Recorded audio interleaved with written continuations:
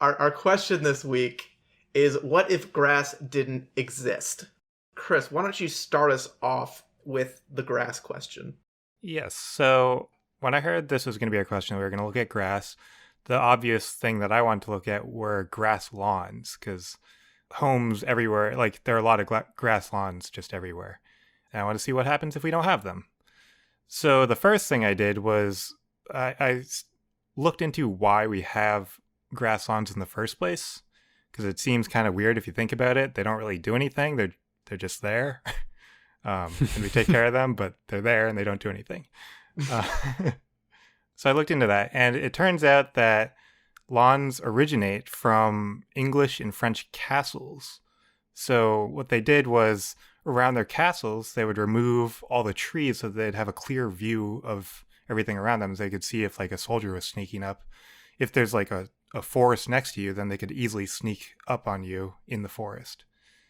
So they cleared all the trees, and since there were no trees, all the ground got a lot more sunlight, and grass just naturally grows. So that's kind of where like the original lawns came from. The original lawns were just murder flats. Yeah, pretty much.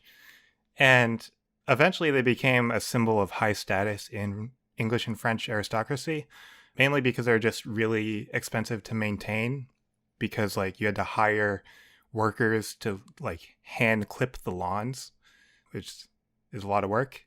Do you know like what they used to hand clip lawns? It's not like tiny scissors, right? Because my mind is totally tiny scissors. No, I'm like, I mean, it's a scythe, right? It's got to be a scythe. I actually don't know, but I was imagining tiny scissors too. Yes. And he didn't bother being like, yeah, that's probably true. He probably just had... I didn't look more into it. I think I remember seeing a drawing of someone holding like shears or something. I don't know how accurate that is, but... Maybe big shears. Yeah. That might be funnier, actually. Either way, it was difficult. And it wasn't until the Industrial Revolution that the first lawnmower came about. And the lawnmower made it way easier to maintain the lawn.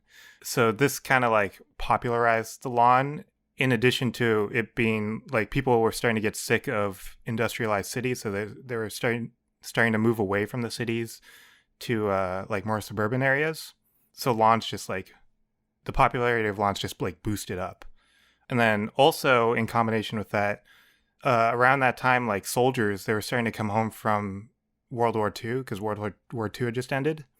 And there's like a really big increase in demand for low cost housing. And William Jared Levitt, he decided to develop these cookie cutter suburban communities that were like really low cost and really easy to build. And in these communities, he included lawns in them. And what happened was, like, the perception of your lawn was that if you maintained it well, then it reflected on you being a hard worker. And if you didn't maintain it all, if it was a messy lawn, then you were considered lazy. So that's kind of where us having lawns and us trying to maintain our lawns came from. People buying their way into status and social pressure. Yeah, pretty much. Still better than murder flats. That was a clip from Absurd Hypotheticals, the podcast where we answer dumb hypothetical questions. For the full episode, click on the link in the description.